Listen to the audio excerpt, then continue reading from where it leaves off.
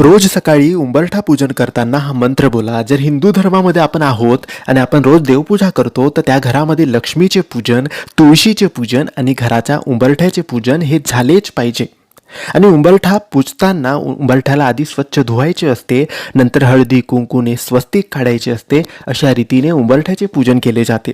उंबरठा पूजन झाल्यानंतर तिथेच बसून हात जोडून हा एक मंत्र फक्त एक वेळेस आपण जर बोललो तर दिवसभर, वर्षभर कायमस्वरूपी आपल्यावर कोणती विपदा, कोणते संकट येणार नाही आणि घरामध्ये सुख समृद्धी कायम राहील.